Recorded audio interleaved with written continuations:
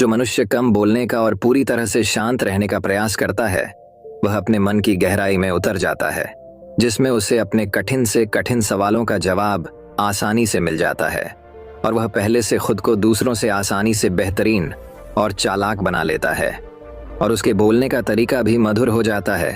मौन की शक्ति के पीछे का रहस्य हम आज के इस वीडियो में कहानियों के माध्यम से जानेंगे। पहली कहानी, जब मन अशांत हो तो कुछ समय मौन रहकर हालात समझें और फिर निर्णय लें। मन को मिल सकती है शांति। गौतम बुद्ध से। एक व्यक्ति ने कहा कि मुझे आपसे बहुत सारे प्रश्न पूछना है। बुद्ध ने कहा कि पहले 1 साल तक मौन रखो, फिर प्रश्न पूछना।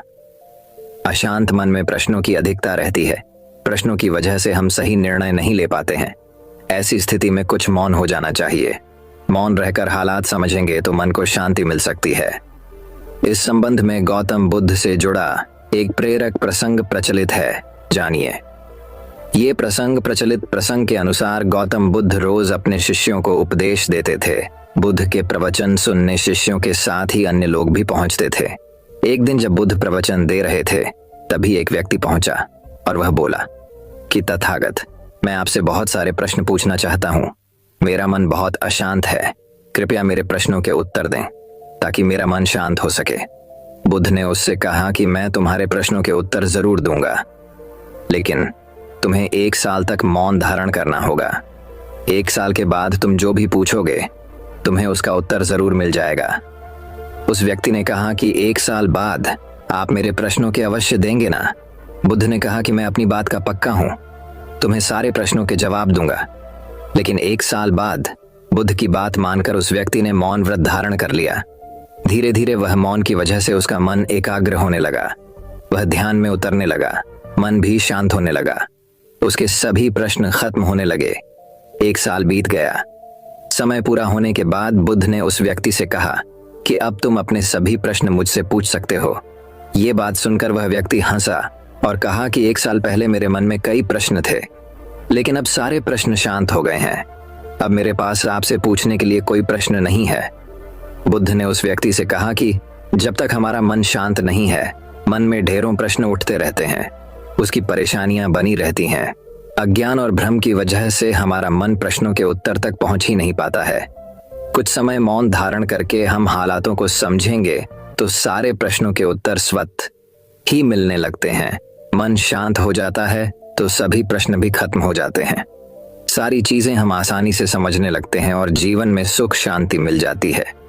तो दर्शकों, अब चलिए हमारे दूसरे कहानी की शुरुआत करते हैं। दूसरी कहानी, वाणी या बोलना ही नहीं बल्कि मौन में भी शक्ति होती है। यही कारण है कि धर्मों में मौन को बहुत महत्व दिया गया है। वैज्ञानिकों द्वारा भी इस बात को माना गया है कि सेहत से मौन का गहरा संबंध है और इससे मानसिक शांति मिलती है। मौन से विचारों में एकाग्रता आती है और रचनात्मकता बढ़ती है। इसलिए जितने भी साधु संत या तपस्वी हुए, सब ने मौन रहकर और ध्यान लगाकर ही संसार के गूढ़ ज्ञानों को प्राप्त किया। हमारे जीवन में एक नहीं बल्कि बहुत सारे दुखों का कारण बोलना ही है, क्योंकि हमारी समस्या यही है कि हम चुप नहीं रह सकते। हमेशा कुछ न कुछ बोलते ही रहते हैं और आपके बोलने के कारण ही आधे से ज्यादा दुख निर्मित होते हैं। परिवार में कलह क्लेश का कारण भी हमारा बोलना ही होता है। आप जितनी भूख उतना भोजन खाते हैं, जितनी जरूरत उतना कार्य करते हैं। लेकिन क्या आपने इस बारे में कभी सोचा है कि आप कितना बोलते हैं? क्या आप उतना ही बोलते हैं जितनी आवश्यकता है, या अनावश्यक ही सारे दिन बोलते हैं? इस बारे में कभी अकेले बैठकर जरूर सोचिए कि आज आपने दिन भर में कितना बोला, क्या बोला और सबसे जरूरी क्यों बोला। इनमें से कितनी बातें जरूरी थीं और कितनी अनावश्यक सुनने सुनाने के माहौल से निकले। बाहर मनुष्य की प्रवृत्ति ऐसी है कि वह अपने मन में चल रही बातों को दूसरों को सुनाना चाहता है और दूसरा भी आपके साथ ठीक वही काम करता है। ये बातें किसी अन्य या तीसरे व्यक्ति से संबंधित हो तो सुनने सुनाने का काम और भी दिलचस्पी से होता है। आप फिर जब कभी भी बैठते हैं तो इन्हीं बातों को फिर से दोहराया जाएगा और फिर से इन्हीं बातों पर विचार करेंगे। ये सुनने सुनाने का माहौल जीवन भर चलता रहता है और इस तरह से आप खो देते हैं अपना समय, अपना जीवन, अपनी सोच समझ और वो कीमती पल जिसमें जिया जा सकता है और जिसमें आनंद प्राप्त किया जा सकता है। इसलिए जब तक हम बाहर की ओर बोलते रहेंगे, हमारे भीतर अशांति रहेगी जिस दिन हम मन से चुप हो जाएंगे तो तब बाहर हमारे मुख से कुछ भी निकले, हम शांत ही रहेंगे। दुनिया में जितनी बुराइयां हैं, परिवार में क्लेश है, पति पत्नी में विवाद है, सब बोलने के कारण ही होते हैं। हम चुप रहना नहीं चाहते हैं, हमेशा सुना देना चाहते हैं, लेकिन व्यर्थ का बोलना ऊर्जा का नष्ट होना है। इसलिए जितने भी बुद्धत्व साधु और संत हुए वे एकांत की ओर गए, क्योंकि उन्हें अधिक बोलना न पड़े और अधिक सुनना न पड़े। महावीर ने 12 वर्ष और महात्मा बुद्ध ने 10 वर्ष मौन रहने के बाद ज्ञान प्राप्त किया। महर्षि रमण और चाणक्य भी मौन के उपासक थे, लेकिन आप इस संसार में रहकर भी एकांत रह सकते हैं। इसके लिए आपको अपनी उन ऊर्जाओं को बचाना होगा जिसे आप व्यर्थ के शब्दों में नष्ट कर देते हैं। इसलिए उतना ही बोले जितना जरूरी हो। तो दर्शकों अब चलिए हमारे तीसरी कहानी की शुरुआत करते हैं। तीसरी कहानी, हमेशा मन शांत रखें और आत्मविश्वास कमजोर न होने दें, तभी सुख मिल सकता है। आश्रम में एक संत हमेशा दुखी रहता था और दूसरा संत हमेशा सुखी रहता था। दुखी व्यक्ति ने गुरु से पूछा कि मेरे जीवन में सुख क्यों नहीं है। सकारात्मक सोच की वजह से हम बड़ी बड़ी परेशानियों को दूर कर सकते हैं। इस संबंध में एक कथा प्रचलित है। कथा के अनुसार पुराने समय 2 संत हमेशा साथ रहते थे। दोनों एक ही आश्रम में रहते थे। एक का नाम सुखी और दूसरे का नाम दुखी था। संत सुखी हर हाल में सुखी रहता था, जबकि दूसरा संत हमेशा दुखी रहता था। इस कारण उसका नाम दुखी रख दिया गया था। गांव के लोग अपनी परेशानियां लेकर इन संतों के आश्रम में आते थे। दोनों ही संत अपने अपने तरीके से परेशान लोगों को समाधान भी बताते थे। दुखी संत के समाधान भी बहुत अच्छे होते थे, जिनसे लोगों की चिंताएं दूर हो जाती थीं। दोनों ही संतों की जीवन शैली भी एक समान थी, लेकिन विचार एकदम अलग थे। दुखी संत अपने दुखों का कारण समझ नहीं पा रहा था। एक दिन वह अपने गुरु के पास गया और उनसे ये प्रश्न पूछा कि लोगों ने मेरे चेहरे के हाव भाव को देखकर मेरा नाम ही दुखी रख दिया है। मैं भी संत सुखी की तरह ही दैनिक पूजा पाठ करता हूँ, हर काम ईमानदारी से करता हूँ, फिर भी मेरे जीवन में दुख ही दुख क्यों है। गुरु ने दुखी संत से कहा कि तुम दोनों एक जैसे काम करते हो, लेकिन दोनों के सुख दुख के भाव अलग अलग हैं।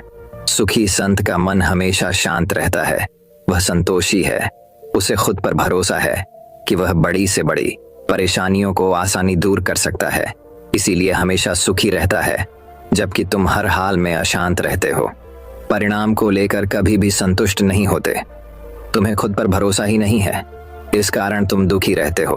कथा की सीख, मन की शांति और आत्मविश्वास ही व्यक्ति को बड़ी बड़ी परेशानियों से बाहर निकालता है। इसीलिए खुद पर भरोसा करें और मन शांत रखकर काम करें, तभी सुख और सफलता मिल सकती है। तो दर्शकों अब चलिए हमारे चौथी कहानी की शुरुआत करते हैं। चौथी कहानी, हरे भरे हिमालय के पहाड़ों के बीच, फुसफुसाते हुए देवदार के पेड़ों और लहराते प्रार्थना झंडों के बीच प्रकाश नाम का एक भिक्षु रहता था। वह मौन साधना के प्रति अपने अटूट समर्पण के लिए दूर दूर तक जाने जाते थे। प्रकाश ने कई साल पहले मौन रहने की शपथ ली थी और केवल इशारों, अभिव्यक्तियों और कभी कभार लिखित नोट के माध्यम से संवाद करने का विकल्प चुना था। हर सुबह जैसे ही पहली रोशनी बर्फ से ढकी चोटियों को चूमती थी, प्रकाश अपने फर के साधारण बिस्तर से उठते थे और एक मौन प्रार्थना के साथ अपने दिन की शुरुआत करते थे। फिर वह प्राचीन बोधि वृक्ष के नीचे ध्यान करते थे। उनका मन भोर के समय पहाड़ी झील की तरह स्पष्ट और शांत होता था। प्रकाश के दिन शांत गतिविधियों से भरे हुए थे। मठ के वनस्पति उद्यान की देखभाल करना, हर्बल चाय बनाना और उन ग्रामीणों को आशीर्वाद देना जो उसकी बुद्धि की तलाश में आए थे। उनकी चुप्पी के बावजूद उनकी सौम्य उपस्थिति बहुत कुछ कहती थी और कई लोग उनकी संगति में सांत्वना तलाशते थे। एक दिन राजू नाम का एक युवक मठ में पहुंचा। उसका दिल दुख से भारी था। वह सांसारिक सुखों की तलाश में अपना रास्ता खो चुका था और अब अपनी गहरी चुप्पी के लिए जाने वाले भिक्षु से मार्गदर्शन चाहता था।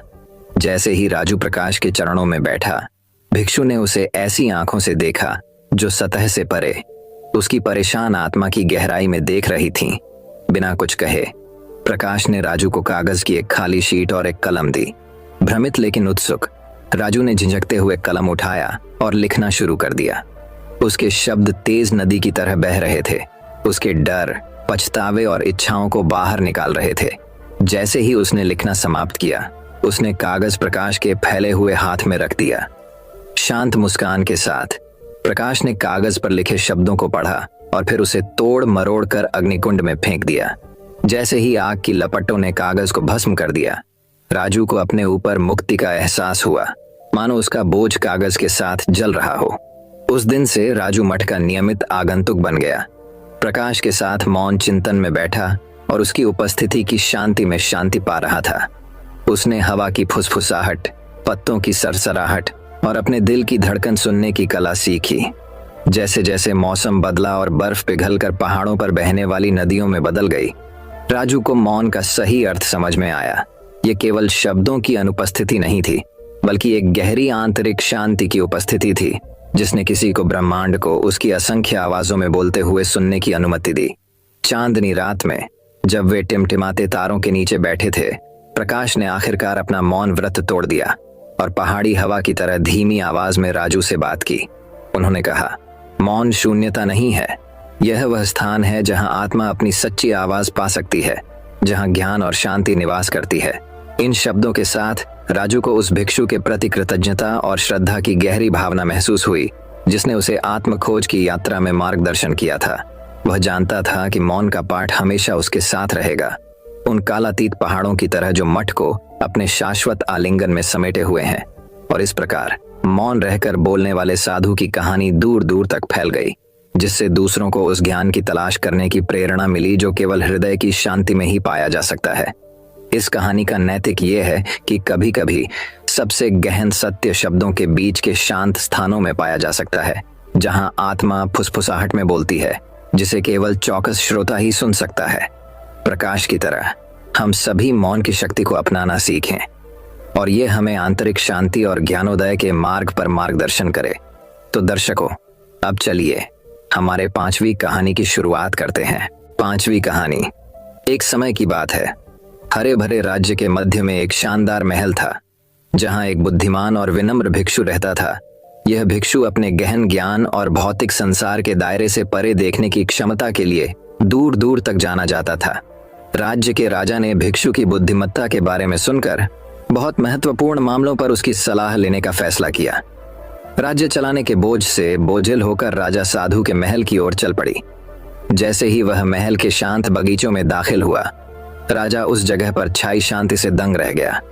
पक्षी मधुर चहचहा रहे थे, रंग बिरंगे फूल खिल रहे थे और पेड़ों के बीच से हल्की हल्की हवा चल रही थी। राजा को भिक्षु की उपस्थिति में ले जाया गया, जो मौन ध्यान में बैठा था। उसकी आंखें बंद थीं और उसका चेहरा शांत था। राजा झिझक रहे थे, समझ नहीं पा रहे थे कि कैसे शुरुआत करें, लेकिन भिक्षु ने अपनी आंखें खोली और धीरे से मुस्कुराए। भिक्षु ने कहा, आपका स्वागत है। हाँ राजा, जय, तुम्हारे दिल को क्या परेशानी है? राजा ने मार्गदर्शन और सांत्वना मांगते हुए अपनी चिंताओं और भय को भिक्षु के सामने प्रकट किया। भिक्षु ने धैर्यपूर्वक सुना। उसकी टकटकी अविचल थी। उसकी उपस्थिति ने राजा के अशांत विचारों को शांत कर दिया। राजा के बोलने के बाद भिक्षु बहुत देर तक चुप रहा। उसकी नजर क्षितिज के पार एक सुदूर बिंदु पर टिकी रही। आखिरकार वह बोला। उसकी आवाज नरम लेकिन अधिकार से भरी हुई थी। हाँ राजा, भिक्षु ने कहा, आपकी परेशानियों का उत्तर दुनिया के कोलाहल में नहीं, बल्कि आपके दिल की शांति में है। अपने भीतर की शांति की तलाश करें और आपको बुद्धिमानी और न्यायपूर्वक शासन करने की ताकत मिलेगी। राजा साधु के शब्दों से अचंभित रह गया, क्योंकि वे उसकी जटिल समस्याओं के समाधान के लिए बहुत सरल लग रहे थे। लेकिन उन्होंने उन्हें दिल से लगा लिया और कुछ समय शांत चिंतन में बिताने का संकल्प लिया। जैसे जैसे दिन हफ्तों में बदल गए, राजा दरबार की हलचल से दूर चले गए और महल के बगीचों में आराम तलाशने लगे। वह एक ऊंचे पेड़ की छाया के नीचे बैठ गया। उसका मन शांत था और उसका दिल शांत था, और उस चुप्पी में उसे उन सवालों के जवाब मिल गए जो उसे इतने लंबे समय से परेशान कर रहे थे। जब राजा अपने एकांत से बाहर आया तो वह बदला हुआ आदमी था। उनकी प्रजा ने उनकी आंखों में नई बुद्धि और करुणा देखी और उनके सौम्य शासन के तहत राज्य समृद्ध हुआ। और साधु मुस्कुराया, यह जानकर कि राजा ने वास्तव में मौन की शक्ति को समझ लिया है। कहानी का सार यह है कि सच्चा ज्ञान दुनिया के शोर में नहीं, बल्कि हमारे अपने दिलों की शांत गहराइयों में निहित है। मौन की शांति में हम अपने गहरे सवालों के जवाब पाते हैं और जीवन की चुनौतियों का साहस और शालीनता के साथ सामना करने की ताकत पाते हैं। हम सभी साधु और राजा की सीख को याद रखें और मौन से मिलने वाली शांति में सांत्वना तलाशें। तो दर्शकों, अब चलिए हमारे छठी कहानी की शुरुआत करते हैं। छठी कहानी, मौन की शक्ति। प्रेरणादायक कहानी। एक बार एक किसान था जिसे पता चला कि उसकी घड़ी खेत में खो गई है। पल यह कोई साधारण घड़ी नहीं थी, क्योंकि उसके लिए इसका भावनात्मक महत्व था। काफी देर तक घास ढूंढने के बाद उसने हार मान ली और खलिहान के बाहर खेल रहे बच्चों के एक समूह से मदद मांगी। उसने उनसे वादा किया कि जो व्यक्ति इसे ढूंढेगा उसे इनाम दिया जाएगा। यह सुनकर बच्चे जल्दी से खलिहान के अंदर चले गए। घास के चारों ओर घूमे, लेकिन फिर भी उन्हें घड़ी नहीं मिली। जब किसान अपनी घड़ी ढूंढना छोड़ने ही वाला था, तभी एक छोटा लड़का उसके पास आया और एक और मौका देने को कहा। किसान ने उसकी ओर देखा और सोचा, क्यों नहीं, आखिरकार ये बच्चा काफी ईमानदार दिखता है। इसलिए किसान ने छोटे लड़के को वापस खलिहान में भेज दिया। थोड़ी देर बाद छोटा लड़का हाथ में घड़ी लेकर बाहर आया। किसान खुश और आश्चर्यचकित था और इसलिए उसने लड़के से पूछा कि जहां बाकी लोग असफल हो गए थे, वहां वह कैसे सफल हो गया। लड़के ने उत्तर दिया, मैंने जमीन पर बैठकर सुनने के अलावा कुछ नहीं किया। सन्नाटे में मैंने घड़ी की टिक टिक सुनी और बस उस दिशा में देखने लगा। संदेश, एक शांत दिमाग एक सक्रिय दिमाग की तुलना में बेहतर सोच सकता है। हर दिन अपने मन को कुछ मिनटों का मौन रहने दें और देखें कि यह आपको अपने जीवन को ईश्वर की अपेक्षा के अनुसार स्थापित करने में कितनी तेजी से मदद करता है। शिक्षा, आत्मा हमेशा जानती है कि खुद को ठीक करने के लिए क्या करना है। चुनौती मन को शांत करने की है। तो दर्शकों, अब चलिए हमारे 7वीं कहानी की शुरुआत करते हैं। 7वीं कहानी, मौन की शक्ति इतनी बड़ी है जिसके आगे हर कोई झुक जाता है। सास बहू की तकरार के किस्से तो पूरी दुनिया में मशहूर है। कुछ किस्से आपको गुदगुदाते हैं, वहीं कुछ किस्से आपको बहुत जरूरी सीख भी देते हैं। आइए एक ऐसा किस्सा ही हम जानते हैं। एक गांव में सास बहू रहती थी। दोनों में छोटी छोटी बातों पर लड़ाई होती रहती थी। सास अपना रसूख जमाने के लिए बहू को हमेशा खरी खोटी सुनाया करती थी। बहू भी कुछ कम नहीं थी, वह भी सास पर अक्सर पलटवार किया करती थी और सास को ताने मारते हुए पानी पीकर कोसती रहती थी। एक दिन गांव में संत आए। बहू ने संत की काफी देखभाल की। संत बहू की सेवा से काफी प्रसन्न हुए। एक दिन मौका देखकर बहू ने संत से निवेदन किया कि वह उसको कोई ऐसा उपाय बताए कि उसकी सांस की बोलती बंद हो जाए। बहू के निवेदन करने पर संत ने कागज पर एक मंत्र लिखकर उसको दे दिया और कहा कि जब भी तुम्हारी सांस तुमको बुरा भला बोले, तुम इस मंत्र को कागज पर लिखना और अपने दांतों के बीच दबा लेना। दूसरे दिन जब सास ने बहू के साथ झगड़ा किया और उसको अपशब्द कहे, तो सास ने संत के कहे अनुसार किया और मंत्र को कागज पर लिखकर अपने दांतों के बीच दबा लिया। इस स्थिति में बहू सास को कोई जवाब नहीं दे पाई। यह सिलसिला लगातार 2-3 दिनों तक चलता रहा। एक दिन सास ने बड़े प्रेम से बहू से कहा कि अब मैं तुमसे कभी नहीं लड़ाई करूंगी, क्योंकि अब तुमने मेरी गाली के जवाब में गाली देना बंद कर दिया है। बहू ने सोचा मंत्र का असर हो गया है और सास ने हथियार डाल दिए हैं। दूसरे दिन बहू संत के पास गई और कहा कि मेरी सास पर आपके दिए हुए मंत्र का असर हो गया है और उसकी सास ने अब उससे लड़ाई करना बंद कर दिया है। संत ने बहू को जवाब देते हुए कहा कि यह मंत्र का नहीं, मौन का असर है। तो दर्शकों, अब चलिए हमारे 8वीं कहानी की शुरुआत करते हैं। 8वीं कहानी, मन को शांत करना चाहते हैं तो ये है सही रास्ता। इस बात को ध्यान रखें कि आपकी परेशानी सिर्फ आपके मन की एक स्थिति है। इससे छुटकारा पाने के लिए मन को शांत रखते हुए सही उपायों पर काम भी आपको ही करना होगा। अगर आप चाहते हैं कि आपका मन शांत हो जाए तो ये कहानी आपकी मदद करेगी। एक सेठ के पास बहुत धन संपत्ति थी, किंतु फिर भी उसके मन को शांति न थी।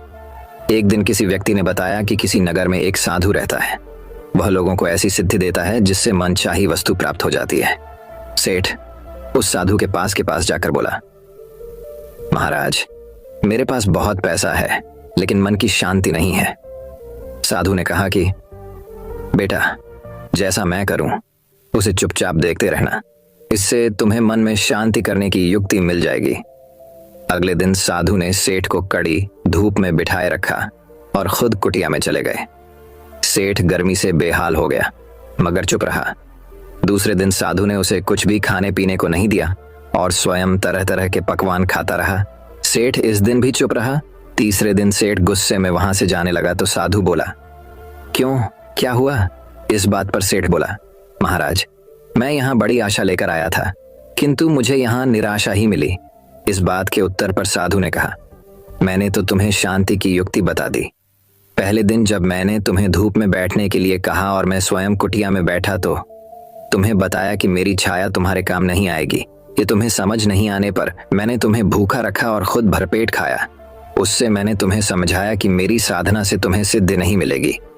उसी तरह शांति भी तुम्हें अपनी मेहनत और पुरुषार्थ से ही मिलेगी। मैं तुम्हारे मन को शांत नहीं कर सकता, उसके लिए तुम्हें खुद ही मन की शांति प्रदान करने वाले काम करने होंगे। यह सुनकर सेठ की आंखें खुल गईं और वह साधु से आशीर्वाद लेकर अपने घर चला गया। दोस्तों, मैं उम्मीद